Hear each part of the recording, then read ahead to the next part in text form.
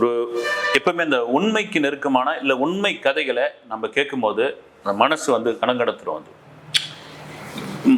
மனிதன் வந்து எந்த விஷயத்துல வந்து லேசாகிறான், எந்த விஷயத்துல அவன் கொடுமையாகிறான் அப்படின்றத வந்து புரிஞ்சிக்கவே முடியாது. வந்து மனித மனம் இருக்கு பாருங்க, அதை நீங்க சொல்லிக்கவே முடியாது. வந்து அப்படியாப்பட்ட ஒரு உண்மை சம்பவம், ஒரு உண்மை நிகழ்வு தான் இந்த பேர்கள்லாம் இடங்கள்லாம் கிடையாது. ரவி ஒரு எலக்ட்ரீஷியன், ரொம்ப விசுவாசி முதலாளிக்கு. அந்த முதலாளி யாருன்னா ஒரு கட்டட கான்ட்ராக்டர், பெரிய கான்ட்ராக்டர், நியாயமான ஆள். வந்து அவருக்கு தமிழ்நாடு முழுக்க அப்படி ஒரு ஒரு கிராக்கி அவருக்கு. ஏன்னா சொன்னபடி பண்ணி கொடுப்பாரு, கமிஷன் அடிக்க மாட்டார், குவாலிட்டியாக இருக்கும், சொன்ன இதுக்கு முடிச்சு கொடுப்பாரு. அதுக்கு இன்னொரு பலம் யாருன்னா இந்த ரவி தான். வந்து ரவி யாருக்குரிய தத்து பிள்ளை மாதிரி விளக்குறாப்புல. அவர் 42 வயசாகுது. அவருக்கு வந்து இந்த ரவியை வந்து யார் என்ன எது ரிஷி மூலம் நதி மூலம் எதுவுமே கேட்டுக்க மாட்டார், அவனை சொல்ல மாட்டான். ஆனால் அங்கேயே கிட்டத்தட்ட 22 வருஷமா அங்கேயே இருக்கிற ஒரு நபர், அவர்கிட்டயே வளர்ற ஒருத்தன். அப்படியேப்பட்ட ரவிக்கு அவர் அடிக்கடி சொல்ற ஒரே ஒரு விஷயம் என்னன்னா, டே கல்யாணம் பண்ணிக்கிடா, டே கல்யாணம் பண்ணிக்கிடா அப்படின்னு வருது. ரவி எதுவுமே சொல்லாமல் மௌனமாக, முதலாளி நான் வந்து அந்த சைட்டுக்கு போனோம், முதலாளி நான் இந்த இடத்துல வந்து பில்டிங் பாதிலே இருக்குது, அங்கே போய் நான் பார்த்துக்கணும், இப்படியா சொல்லி சொல்லி சொல்லி இவருக்கு ஏறக்குறைய இவருக்கும் அவருடைய முதலாளிக்கும் அந்த அம்மாவுக்கும் வந்து ஒரு மனசே கஷ்டமாயிடும். தான் பிள்ளை மாதிரி வளர்த்த ஒரு நபர் வந்து 42-43 வயசாகுது. என்னன்னா அவன் மனசுல என்ன இருக்குதுன்னு தெரிஞ்சிக்க முடியல. ஆனாலும் வந்து வருத்தமா இருக்குது. நம்ம வேலை மட்டும் வாங்கிக்கிறோம், அவனுக்கு என்னதான் சம்பளம் கொடுத்தா கூட வேலை மட்டும் வாங்கிக்கிறோம். நம்ம சைட்ல இருக்கிறவங்களே மேஸ்திரிங்க சித்தாளுங்களாம் கூட நம்ம காதுபடவே பேசுறாங்க, இந்த ஆள் பாரியா புள்ள மாதிரி இருக்கிறான், அவனுக்கு ஒரு கல்யாணம் பண்ணி பார்க்க மாட்டேன்றான், இவன் மட்டும் நல்லா அவனை வச்சு சம்பாரிச்சு இது பண்ணிக்கிறான் அப்படின்லாம் சொல்றாங்க. ஆனா நமக்கு இருந்து இவன் வாயே திறக்க மாட்டேன்றானே அப்படின்னு ஒரு பெரிய மன வருத்தம். ரொம்ப ஒன்றி போயிடாரு, மகன் மாதிரியே ஆயிடாரு, இவனும் அப்பா மாதிரி. அப்படி ஒரு இதுவா இருக்கும். ரவி எங்கிருந்து வந்தான், ஏதா வந்தான், இதெல்லாம் நம்ம பார்ப்போம். ஒரு நாள் காலையில கதவு தட்ட சத்தம் கேட்குது, முதலாளியோட கதவு. அவர் போய் திறக்கிறாரு. திறந்த உடனே ரவி அவனுடைய பக்கத்தில் ஒரு 35 வயசு இல்லை 40 வயசு மதிக்கத்தக்க ஒரு பெண், ஒரு 2 குழந்தைங்க. ஒரு குழந்தை ஒரு சிறுவன் ஒரு மாதிரி இருக்கிறான். இவருக்கு என்ன ஆயிடுச்சு, யாரா அது அப்படின்றாரு. உள்ளே போகலாம், உள்ள வாடான்னு கூப்பிடுறாரு. அவன் ஒய்ஃபு அதுக்குள்ளே வராங்க. உட்காரன்ற அந்த பொண்ணு உட்கார மாட்டேங்குது. ரெடி உட்கார மாட்டேன்னா அந்த பையன் அங்கேயும் இங்கேயும் ஓடுறான், அது பண்ணுறான். என்ன ரவி, என்ன யார் இவங்க, உங்களுக்கு தெரிஞ்சவங்களா அப்படின்னு அவர் கேட்குறாரு. இல்லை முதலாளி, நீங்கள் கல்யாணம் பண்ணிக்கன்னு சொல்லிக்கிட்டே இருந்தீங்க, நான் அதுக்கும் வாயை திறக்கல, நீங்கள் எங்கேருந்து என்ன நீங்கள் என்னை பார்க்கவே கூடாது நீங்கள் அப்படின்றதுக்காக இந்த மாதிரியான கேள்வி கேட்பீங்கன்னு நான் உங்களை பார்க்கறதுக்கு ரொம்ப தவிர்த்து ஒளிஞ்செல்லாம் நான் கூட இருந்தேன். நான் இந்த லேடி தானே கல்யாணம் பண்ணிக்க போகிறேன் அப்படின்னா அந்த பெண்மணி அப்படியே உட்காந்துட்டு இருப்பாங்க, நெத்தியில் புட்டு இருக்காது, அப்படி இதுவாக இருப்பாங்க. இவருக்கு பெரிய ஷாக்காக இருக்கும். 42 வயசு, 2 குழந்தைங்க, பெரிய பெரிய பசங்க இருக்கிறாங்க. இல்லை ஒரு பையன் இருக்கிறான். என்னடா உனக்கு என்ன ஆச்சு, யார் இவங்க, முதல்ல சொல்லு, என்ன காரணத்துக்காக இவங்களை நீ கல்யாணம் பண்ணிக்க போற? இல்லை இவங்களை கல்யாணம் பண்ணிக்க போகிறேன், நீங்கள் கல்யாணம் பண்ணி வைப்பீங்களா மாட்டீங்களா? நான் கல்யாணம் பண்ணி வைக்கிறேன்டா, நான் அப்பா மாதிரி நான். அந்த அம்மா வந்து இதுவாகிடும். என்னடா உனக்கு ஆச்சு, நாங்கள் இன்னைக்கு நேரத்தா சொல்லிக்கிட்டு இருக்கிறோம், உனக்கு 32-33 வயசுலேருந்தே பண்ணிக்கிட்டா எங்கள் சொல்லுக்கு நீங்கள் பதிலே சொல்ல மாட்டேன்ற, காரணமும் சொல்ல மாட்டேன்ற.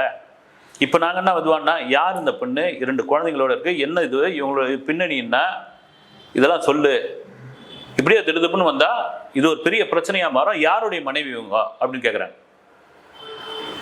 அதில் தான் ரவி ஷாக்காரான். ஏறக்குறைய அது வந்து கள்ளக்காதல் மாதிரியான ஒரு விஷயமா பேச ஆரம்பிக்கும் பொழுது இதுவாகிடுறான். அந்த ரவி யாருன்னா ஒரு அப்பா. அந்த அப்பா ஒரு அம்மா கிடையாது, ரவியோட அம்மா கிடையாது. அந்த அப்பாவுக்கு என்னன்னா தன்னுடைய மனைவி இறந்ததை பற்றிலாம் கவலையே கிடையாது. அந்த ஆளுக்கு வந்து அடுத்த கல்யாணம் பண்ணிக்கணும், இன்னொரு கல்யாணம் பண்ணிக்கணும், இன்னொரு சுகபோகமான வாழ்க்கை வாழணும். அதுக்கு என்ன பண்ண, இந்த பையன் இடைஞ்சலா இருக்கிறான்ட்டு அந்த அம்மாவுடைய அம்மா பாட்டி வீட்டில் எடுத்து போய் அந்த பையனை விட்டுட்டு அவர் கல்யாணம் பண்ணின்னு கம்பி நீட்டி போயிடுறாரு. ஒரு புள்ள இருக்கிறத பற்றி நினைக்கல.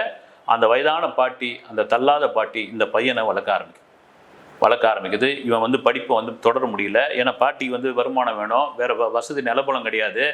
அந்த கழியை எங்கேயோ போய் கையை உடச்சு கஞ்சி எடுத்துன்னு வரும். இவன் போய் ஒரு கடையில் வேலை பார்க்குறான். SLC கூட முடிக்கல, போய் கடையில் வேலை பார்க்குறான். வேலை பார்க்கும்போது ஒரு வீடியோ கடையில் விசுவாசமாக இருக்கிறான். அந்த வீடியோ கடைக்காரர் ரொம்ப பிடிக்குது. எல்லா வேலையும் வந்து அதாவது கையால் விட்ட வேலையை தலையால் செய்யக்கூடிய ஒரு நபராக இருக்கிறான். துருன்னு இருக்கிறான். ஆனால் அவன் மனசுக்குள்ளே ஒரு ஒரு வேக்கோளம் இருந்துக்கிட்டே இருக்குது. ஒரு அம்மா இல்லை, ஒரு அப்பா வந்து இன்னொரு கல்யாணத்தை பண்ணிக்கின்னு என்னை கூட கூட்டும் போல அவன் கிளம்பி ஓடிட்டான், அவன் எங்கே இருக்கிறான்னு தெரியல. ஒரு பாட்டி, அந்த பாட்டி நமக்காகவே வந்து அது எங்கேயாவது 4 இடத்துல கையேந்தி கூட சாப்பிட்டு போயிடும். ஆனால் தாம் பேரனுக்காக அது வந்து இந்த வயசில் உழைச்சிட்டு இருக்கு.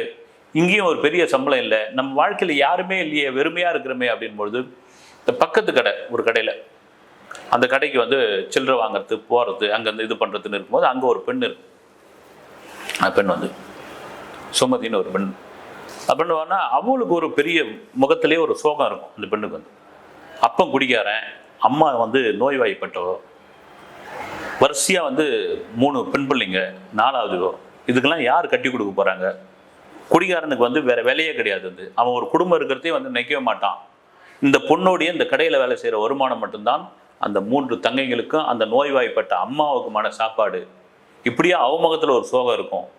இவங்களாம் இது பண்ணிப்பாங்க. அந்த அந்த வயசில் வந்து பேசிக்கிறது, இது பண்ணுறது ஒரு ஆறுதலாக இருக்கும். அந்த பெண்ணுக்கிட்ட இவன் பேசுறது, அந்த பெண் வந்து இவங்கிட்ட பேசுறது ஒரு ஆறுதலாக இருக்கும். 2 பேருக்குமான சோகமாக இருக்கும் பொழுது இவங்களுக்கே தெரியாமல் ஒரு காதல் மலர்கிறது.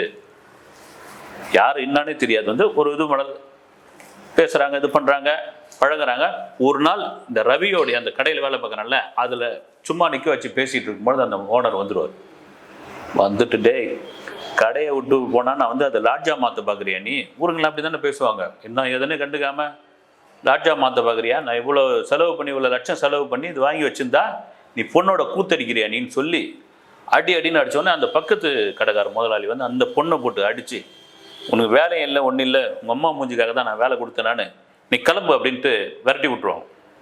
இவனுக்கு என்ன பண்ணுறதுன்னு தெரியாது. ஒரு பொண்ணு பேசுறது ஒரு குற்றமாக? நாங்கள் என்ன இது பார்க்கில் இது பண்ணோமா, எங்கேயோ ஆத்தங்கரையில் போய் உட்காந்துருந்தோமா, எங்கேருந்து பாழஞ்ச மண்டபத்தில் உட்காந்து பேசணுமா, இல்லை தவறான ஏதாவது செயல் செய்தோமா?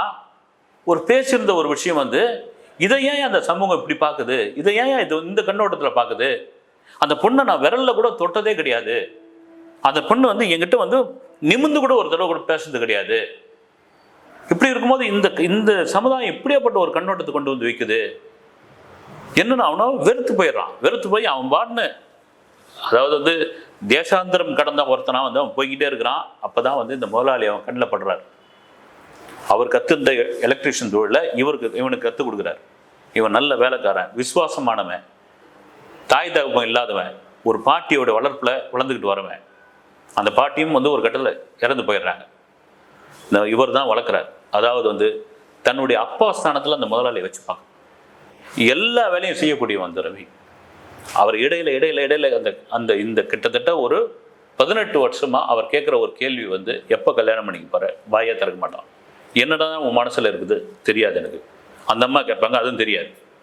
இப்படியா தட்ட கட்சியில் இருக்கும்பொழுது தான் ஒரு நாள் ஈரோட்டிற்கு ஒரு சைட் விஷயமாக, ஒரு பில்டிங் விஷயமாக போகும்போது தான் சில ஒரு 4-5 வருஷத்துக்கு முன்னாடி போகும்போது தான் அங்கே இருக்கிற கோவிலில் வச்சு இந்த சுமதியை இன்னொருத்தனும் கூட மாலையும் கழுத்துமாக பார்க்குறான்.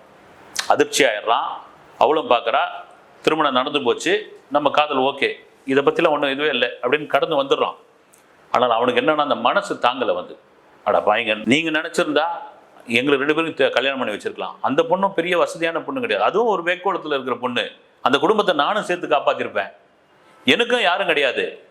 என்ன எதுனே தெரியாமல் கண்ணு மூக்கு காது வச்சு பேசி எங்களுக்கு இதுவே கெடுத்து விட்டீங்களேடா பாவீங்களான்ட்டு அவன் மனசு தாங்கலை. சரி, எங்கே இருந்தாலும் நல்லா இருக்கட்டும் அப்படின்னு வாழ்த்திட்டு விட்டுறான். ஒரு 4-5 வருடங்கள் கழித்து அவன் வெளியூரில் உட்கார்ந்து கொண்டு இருக்கும் பொழுது அவனை சீண்டி, ரவின்னு ஒரு சீண்டி ஒரு கை அப்படி வந்து இதுவாகுது. திரும்பி பார்க்குறான். இது அழகி படம் மாதிரி இருந்தாலும் இதுதான் நிஜம். நிஜ சம்பவம் தான். இந்த மாதிரி திரைப்படங்களாக வந்திருக்குது. பார்த்தவொடனே இந்த பொண்ணு சுமதி கண் கலங்கி ஒரு நிமிஷம் இதுவாயிடுறான். இதே போல தான் 2 குழந்தைங்களோட இதுவாக கிடக்கிறாவோ. என்ன ஆச்சு உனக்கு அப்படின் பொழுது, என் கணவன் விபத்தில் இறந்து போயிட்டான். ஒரு மனநலம் சரியில்லாத ஒரு குழந்தைய நான் வச்சுக்கிட்டு இருக்கேன். இன்னொரு பெண் குழந்தைய வச்சுருக்கேன். எல்லாம் சொந்த பந்தமே எனக்கு கிடையாது. குடிகார அப்பம் போயிட்டான். எங்கள் அம்மாவை இறந்து போயிட்டாங்க. என் கூட பிறந்த தங்கச்சிங்கள்லாம் நான் தான் அரவணைச்சு வச்சுருக்கேன். என்னை எப்படி எவன் 2ஆம் கல்யாணம் பண்ணிப்பான்? நான் ஏதோ ஒரு வாழ்க்கை பீடி சுற்றிக்கின்னு இது பண்ணிக்கின்னு என் வாழ்க்கையை வாழ்ந்துக்கிட்டு இருக்கேன். உன்னை பார்த்த உடனே இதுவாச்சுருன்னே அந்த கணத்தில் அழ ஆரம்பித்தான். அந்த பொண்ணு வந்து என்னை கல்யாணம் பண்ணிக்கின்னு கேட்கல. உன்னை பார்த்த நீ உட்காந்துட்டு இருந்த ரவிதானா இதுன்னு, நான் வர ரவி வரையா ஒரு டீ சாப்பிட்டு போறியான்னு அவள் கையை பிடிச்சிக்கிறான். பிடிச்சிக்கிட்டு நீ எங்கேயும் போகத்தால, நானே உன்னை கல்யாணம் பண்ணிக்கிறேன். அவளுக்கு பெரிய அதிர்ச்சியாகவும் ஒரு பக்கம் வந்து ஒரு விதத்துவம் ஆகிப்போச்சு. உனக்கு திருமணம் ஆகலையான்றா, ஆகவே இல்லை உனக்காக வந்து, ஆகவே இல்லை, கடவுளாக பார்த்து நம்மளை சேர்த்து வச்சிருக்காரு, நான் பார்த்துக்கிறேன் உண்ணும் போது, ஒரு தத்தளிச்சிட்டு இருக்க ஒருத்திக்கு வந்து சும்மா ஒரு துடுப்பு கிடைச்சா போதும். ஆனால் ஒரு தேக்கு மர ஒரு கிளையே கிடைக்குதுன்னா அவள் எவ்வளோ பெரிய சந்தோஷத்தில் இருப்பா. அப்படி தத்தளிச்சு இருக்கிற இதுக்கு இவளுக்கு வந்து கிடைக்கிற ஒரு பெரிய தேக்கு மர கட்டை மாதிரி, ஒரு கொம்பு மாதிரி ரவி தெரியுறான், அழ ஆரம்பிச்சிடறான். இந்த கதையை தான் முதலாளி கிட்ட சொன்ன உடனே அவர் எழுந்து நின்று கையெழுத்து கும்பிட்றாரு. வந்து அவனை வந்து, ரவி நீ வந்து சாதாரணமானவன் கிடையாதுடா.